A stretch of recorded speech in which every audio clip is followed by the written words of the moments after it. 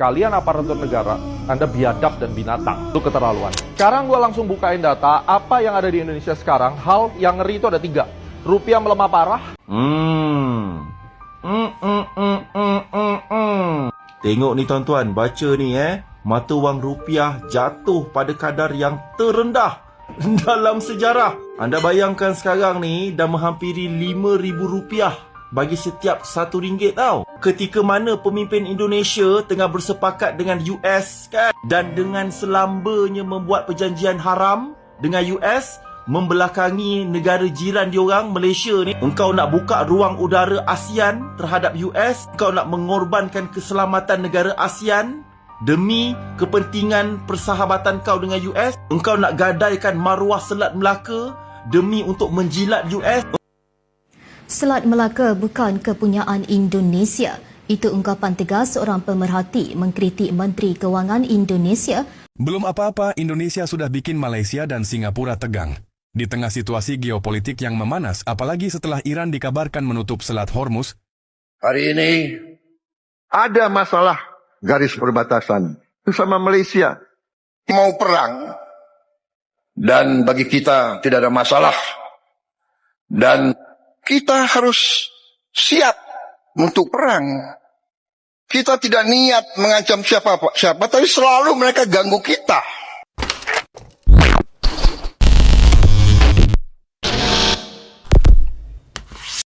Hai, halo geng. Assalamualaikum warahmatullahi wabarakatuh. Berjumpa kembali dengan saya, Zainal Story. Sebelum video ini saya mulai, gimana kabarnya kalian semua? Semoga semua yang menonton video ini baik-baik saja, dimurahkan rezekinya, selalu berpikiran yang positif dan dijauhkan dari mara bahaya oleh Tuhan yang Maha Esa. Semakin hari semakin memanas, geng. Dengan cuaca hari ini sekarang di kampung saya panas sangat, geng. Ditambah lagi geopolitik di dunia maya di antara negara-negara ASEAN.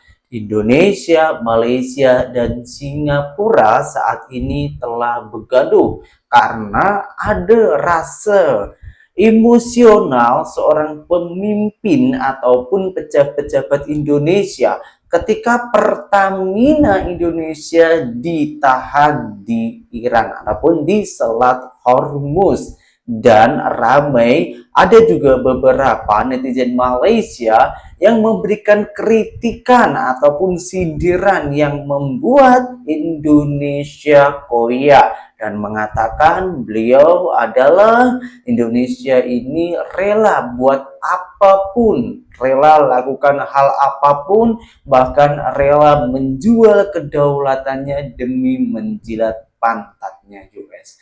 Astagfirullahaladzim.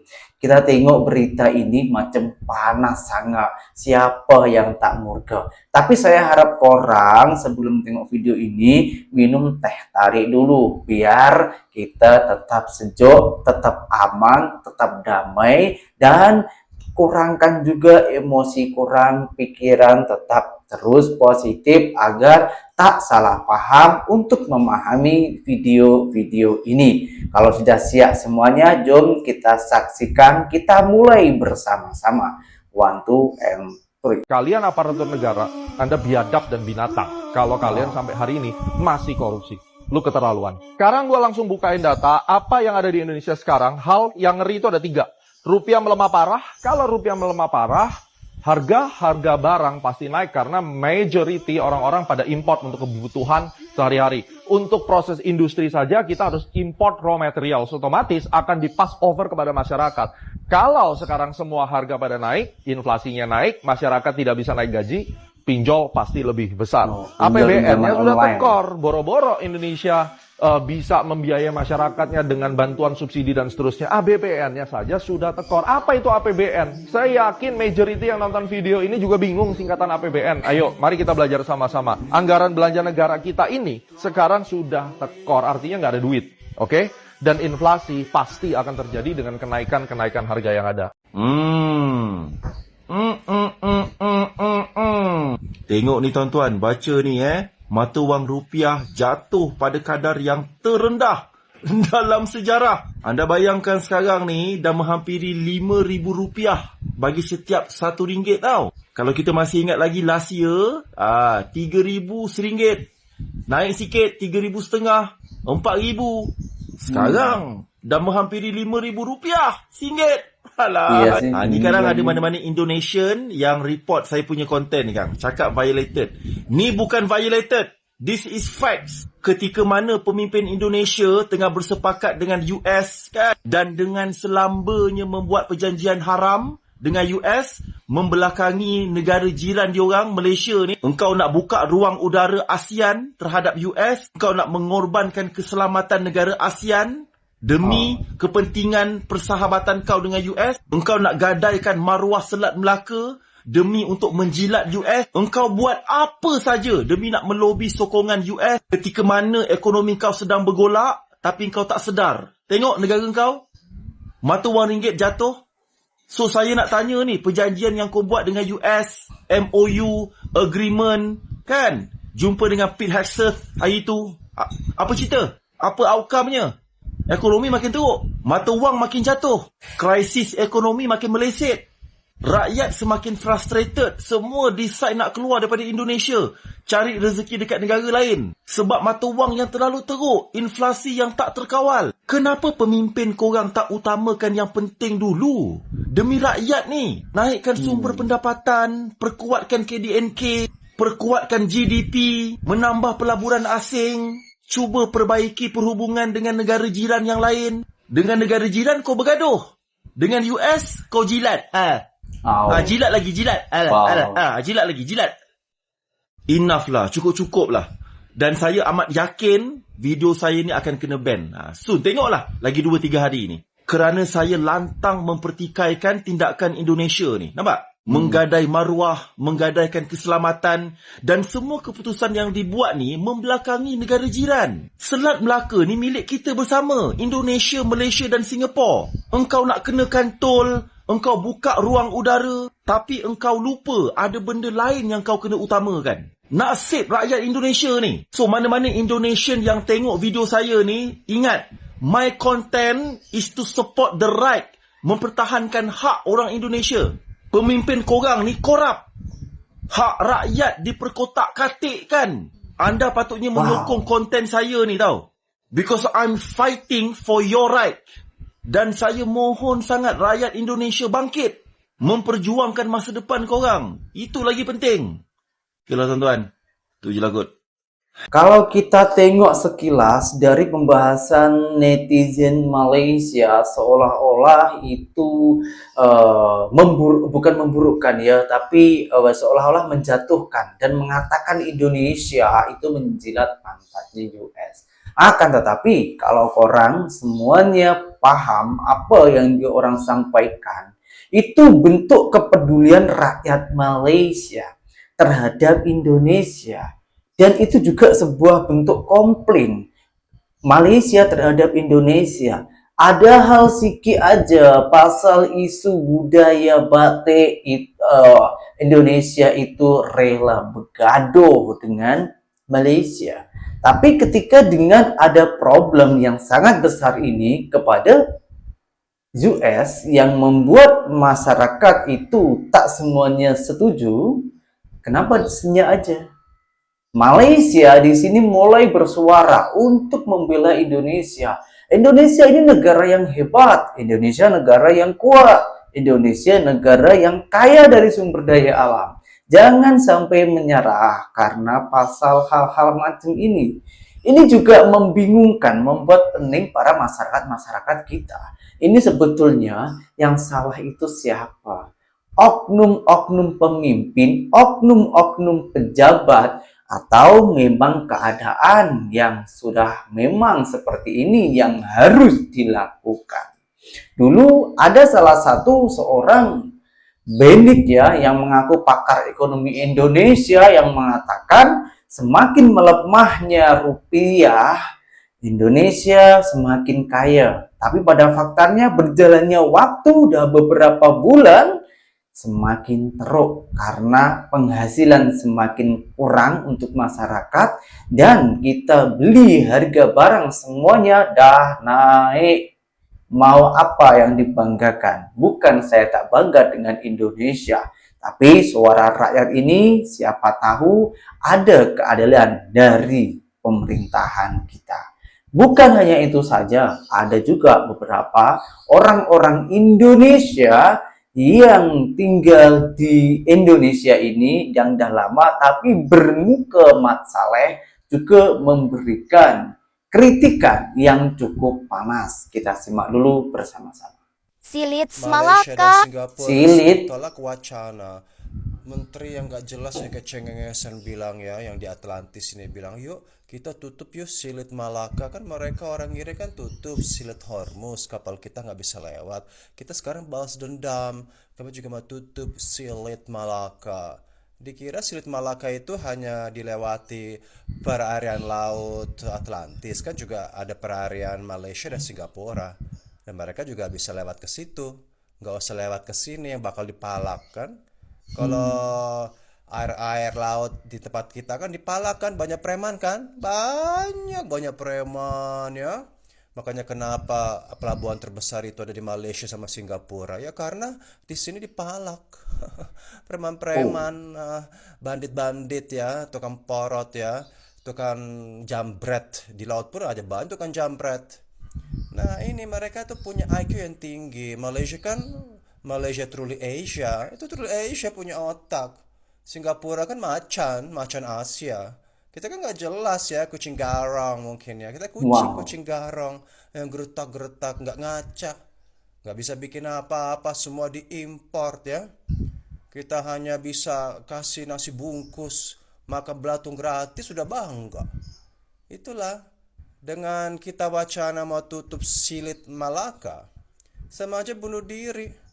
Sama aja kita itu mengundang musuh. Yang harusnya kita rendah hati, silakan lewat. Biar kami baik-baikin tuh orang Iran. Silakan lewat. Karena kalau kita baik-baikin ya siapa tahu kapal kita di Pertamina dilepas dari Silit Hormuz. Itulah kalau orang itu nggak punya IQ ya, yang berani jadi menteri keuangan, Berani betul ini orangnya. Geretak sini geretak sana cengengesan. Akhirnya malu sendiri. Kalau kita juga tutup tuh Silit Hormuz, kapal-kapal bisa lewat semua perairan Malaysia dan Singapura. Meskipun sempit masih bisa lewat. Dan mereka akan dianggap negara sahabat Malaysia dan Singapura dibanding kita negara tengil ya, udah tengil sok tahu ya, pengen pecicilan kesana kemari, pengen dianggap ternyata nggak dianggap. Itulah kalau orang-orang nggak ngaca ya, orang halu. Inilah dampaknya krisis ini. Sebenarnya yang bawa krisis ini siapa? Ya pejabat, presiden yang mengantar kita kepada krisis. Yang harusnya krisis ini bisa diatasi dengan kebijakan dan dengan diplomasi yang bagus. Kenapa tata petenteng rakyat dibikin makin susah kan, diplomasi sombong. Geretak sini, geretak sana. Tutup aja. Bagi Iran gak masalah, tutup aja itu silitnya. Ya mereka bisa lewat silitnya si Malaysia dan silitnya si Singapura ya. Di sana lebar. Karena mereka otaknya terbuka. Kalau sini kan otak jongkok, IQ 58. Makan belatung, aku pikir hanya rakyat doang yang rakyat 58 IQ, ternyata juga pejabat juga. Malu kan? Gak malu. Makanya semua kebijakan ini, omon-omon ini dianggap sama pasar internasional itu negatif. Makanya rupiah makin anjlok. Artinya negara ini tidak terbuka untuk bisnis, tidak terbuka untuk investor. Karena ketika pelabuhan itu terbuka, mau itu di Malaysia, di Singapura, investor senang. Oh barang saya aman, barang saya bisa lewat, saya masih bisa eksis pabrik saya ini nggak ditutup, kan goblok. Jadi investor yang punya perusahaan-perusahaan luar negeri malas taruh uang di sini, kan goblok dipelihara ya. Aduh ampun deh, gue kadang-kadang malu ya jadi orang Indonesia ya, malu banget. Makanya waktu saya keluar negeri, kadang-kadang kamu dari mana? I'm from Italy gitu. Apalagi kalau di imigrasi antrinya sama TKW, nggak level banget ya. Kok negaranya negara TKW gitu. Indonesia kabarnya ingin menggunakan tol di Selat Malaka. Ini mungkin berdasar pada apa yang berlaku di Selat Hormuz. Okey. Dan ini mendapat tentangan daripada Singapura dan Malaysia. Sebab Selat Melaka ini adalah kepunyaan 3 negara. Jadi ada sesuatu yang kurang bagus lah kalau untuk dikenakan tol kepada kapal-kapal yang lalu. Betul, Selat Melaka adalah antara selat yang tersibuk laluan kapal-kapal untuk ke timur jauh buat masa ini. Seandainya Sekreteng Kera di Thailand membuat terusan, maka Selat Melaka tidak sesibuk ini. Jadi apa faedahnya kalau Indonesia menggunakan CAS ataupun tol? Ini akan menimbulkan bibit-bibit kebimbangan kepada kapal-kapal yang lalu, kepada negara-negara yang menggunakan Selat Melaka. Ini adalah satu tindakan yang kurang bijak. Tetapi mungkin Indonesia ada alasan-alasan yang tertentu. Tapi harus disepakati 3 negara, Singapura, Malaysia dan Indonesia. Bukan hanya berpihak pada satu pihak. Ini amat malang lah. Seandainya Malaysia tidak bersetuju, Singapura tidak bersetuju, ini akan memberi impak kepada 3 negara. Terutamanya akan mendapat tentangan daripada China, daripada Jepun, daripada Korea, yang mana kapal-kapal mereka menggunakan Selat Melaka sebagai lintasan ke negara timur jauh. Di situ. Jadi sebelum tu, buatlah perbincangan dengan baik. Kita tak mahu di zaman konflik dunia yang berlaku, ada konflik yang baru juga berlaku. Amat malang bagi kita negara ASEAN, ada pertelingkahan. Sepatutnya Selat Melaka tidak perlulah digunakan tol. Mungkin ada alasan-alasan tertentu Indonesia bercakap sedemikian, berfikiran sedemikian. Kita tidak tahu. Tapi bagi saya lah, sebagai mengamati apa yang berlaku di media-media, adalah sesuatu tindakan politik yang kurang bijak. Umpama membalas dendam apa yang berlaku di Selat Hormuz. Selat Melaka bukan kepunyaan masih Indonesia. masuk media Itu televisi ungkapan tegas internasional seorang Malaysia, pemerhati cuy. mengkritik Menteri Kewangan Indonesia Purbaya Yudi Sadewa yang mencadangkan idea mengenakan cukai ke atas kapal yang melalui Selat Melaka. Bidas pemerhati Purbaya seharusnya tidak boleh bertindak secara membuta tuli, memandangkan pendekatan konsensus dalam ASEAN adalah kritikal dan perlu dihormati dalam setiap proses membuat keputusan. Sebelum ini, dalam berita 757, pemerhati yang sama berkata, langkah Presiden Indonesia Prabowo Subianto yang didakwa membenarkan Amerika Syarikat (AS) menggunakan ruang udara mereka tidak pernah dipersetujui oleh ASEAN. Tambahnya, kesepakatan seumpama itu dilihat sebagai strategi AS untuk mengalih perhatian dunia daripada isu di Selat Hormuz ke Selat Melaka apabila negara Uncle Sam itu dilihat berdepan tekanan dan kehilangan pengaruh di selat strategik tersebut. Namun menurut pemerhati, Indonesia perlu meminta kebenaran dan persetujuan dengan Singapura dan Malaysia terlebih dahulu sebelum sebarang cadangan dibuat agar tidak bercanggah dengan konsensus ASEAN. Ini kerana menurutnya ASEAN merupakan sebuah organisasi serantau yang sudah hampir 50 tahun ditubuhkan apabila entiti itu mempunyai kerangka perlembagaan yang perlu dipatuhi oleh negara-negara anggota. Tegasnya, ASEAN telah lama diiktiraf di peringkat antarabangsa, menekankan bahawa sebarang tindakan atau cadangan baharu perlulah selaras dengan prinsip konsensus ASEAN yang sedia ada. Pandangan pemerhati itu senada dengan kenyataan Menteri Luar Datuk Seri Muhammad Hassan mengenai keputusan unilateral boleh dibuat berhubung Selat Melaka sambil menekankan pendekatan berasaskan konsensus ASEAN dalam mengekalkan keselamatan maritim di laluan air yang penting itu. Dalam perkembangan terbaru, Purbaya menarik balik cadangan tersebut selepas kenyataan yang dikeluarkan itu mencetuskan perdebatan mengenai implikasi undang-undang serta geopolitik setelah dibantah oleh Malaysia dan Singapura. Belum apa-apa, Indonesia sudah bikin Malaysia dan Singapura tegang. Di tengah situasi geopolitik yang memanas, apalagi setelah Iran dikabarkan menutup Selat Hormuz, perhatian dunia justru beralih ke Asia Tenggara. Indonesia tiba-tiba mengeluarkan wacana yang disebut-sebut sebagai senjata pamungkas. Menteri Purbaya Sadewo menyampaikan satu ide yang langsung memicu reaksi keras. Bagaimana jika kapal-kapal yang melintasi Selat Malaka dikenakan pajak? Bukan sekadar pajak biasa, Indonesia bahkan menyebut hasilnya bisa dibagi. Sebagian untuk Indonesia, lalu sisanya dialokasikan ke Malaysia, hingga ujungnya ke Singapura. Namun di balik tawaran itu, ada satu hal yang jadi sorotan. Indonesia memiliki wilayah laut yang sangat luas, termasuk zona ekonomi eksklusif yang jauh lebih besar dibanding negara tetangga di kawasan tersebut. Di sisi lain, Malaysia dan Singapura selama ini menikmati posisi strategis mereka. Banyak kapal dagang dan tanker minyak memilih berlabuh di pelabuhan mereka, menjadikan jalur ini sebagai salah satu urat nadi perdagangan dunia. Ketika wacana pajak ini muncul, reaksi pun tak terhindarkan. Malaysia dan Singapura disebut merasa keberatan, bahkan menganggap ide tersebut berpotensi melanggar aturan hukum laut internasional. Situasi ini membuat ketegangan baru di kawasan yang selama ini dikenal sibuk, tapi relatif stabil. Pertanyaannya sekarang, apakah ini benar-benar langkah strategis Indonesia untuk memaksimalkan potensi lautnya? Malaysia dan Singapura itu bukan rakyat yang kelaparan, bukan penduduk yang kelaparan. Kau ingin Selat Malaka dimintai pajak, lalu dibagi 3 di antara Indonesia, Malaysia, dan Singapura. Sekali lagi saya ulang, Malaysia dan Singapura bukan penduduk yang haus dengan cuan, dengan uang, tapi dia orang lebih memilih bekerja sendiri dengan strategi yang ada di pikiran dan kerja kerasnya untuk membangun ekonomi agar masyarakat makmur tanpa membuat kecoh internasional. Jadi, kalau membuat keputusan seharusnya itu dimusyawarahkan kepada negara yang bersangkutan. Oke, kita akui memang di antara 3 negara tersebut di Selat Malaka yang paling luas itu Indonesia. Akan tetapi di situ ada sangkut pautnya dengan Malaysia dan Singapura.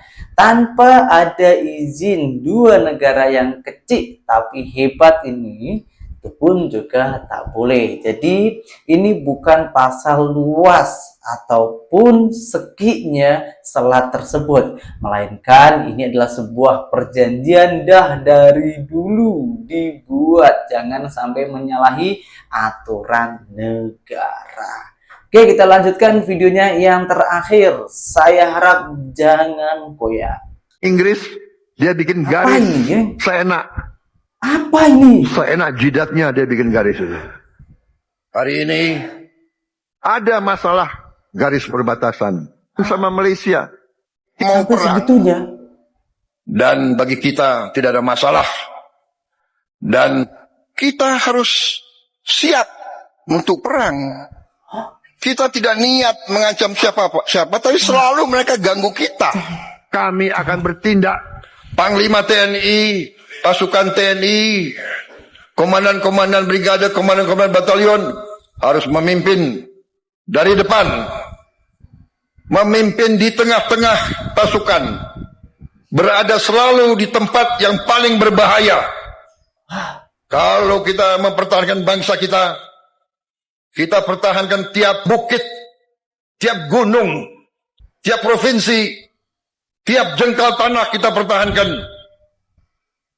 Seluruh bangsa Indonesia pertahankan. Sekejap geng, sabar dulu. Kita cari dulu informasi yang valid. Jangan sampai ini berita hoax yang sengaja disebarkan untuk membuat negara memanas. Oke, kita cari dulu geng ya. Dan ini setahu saya, ini video tak ada sangkut pautnya dengan Selat Malaka. Ini video yang lama yang telah dibuat ulang oleh salah satu oknum yang kemungkinan besar hanya mencari viewer, seolah-olah ini memecah belahkan, membuat pergaduhan antara Indonesia dan juga Malaysia. Sekali lagi saya ulang, Malaysia, Singapura, bahkan rakyat Indonesia pun juga tak suka kita ini berperang. Kalau kita perang dengan EQ, adu kecerdasan is okay lah ya. Tapi kalau perang dunia ketiga, Nauzubillah, jangan pernah ada, geng. Kasihan anak cucu kita. Hari-hari kita dah kerja letih untuk membiayai, untuk menghidupi anak cucu kita. Ditambah lagi kalau dunia ini tengah perang, macam mana nasib anak cucu kita, macam mana nasib pendidikan anak bangsa kita. Jadi saya harap kepada orang yang menyebarkan berita macam ini, jangan diulangi lagi. Dan saya minta doa, minta bantuan doa kepada korang semua agar oknum-oknum ataupun orang-orang yang menyebarkan berita-berita yang semakin memanas ini cepat diberikan kesadaran oleh Allah Subhanahu wa taala, agar dia lain kali kalau nak buat konten yang membuat menambah wawasan untuk masyarakat, bukan memecah belahkan, bukan untuk hati itu memanas, ya geng ya. Saya pun tak suka lah untuk perang-perang buat apa, kita ini dah merdeka dari berpuluh-puluh tahun, 81 tahun Indonesia merdeka. Jangan sampai kita perang kepada siapapun, termasuk ke negara jiran. Semua problem, semua masalah mesti ada jalan keluarnya, mesti ada solusinya. Asalkan kita mau berbincang dengan baik-baik, kita cari akar permasalahannya, di situ kita diskusikan bersama-sama di antara negara-negara jiran. Ini saya bukan ahli politik, bukan seorang pejabat, bukan pula seorang pemimpin. Saya hanya rakyat biasa yang berhak untuk bersuara, untuk memperjuangkan negara kita ini agar kita tetap hidup aman, damai, sentosa selama-lamanya, dan biar boleh dinikmati oleh anak cucu kita saat ini dan yang akan datang, bahkan sampai ke selama-lamanya. Dan apabila ada tutur kata saya yang kurang baik, ada yang kasar, ataupun ada yang membuat kurang tersinggung, saya minta maaf yang sebanyak-banyaknya, dan berjumpa kembali di video saya yang berikutnya. Assalamualaikum warahmatullahi wabarakatuh. Bye-bye.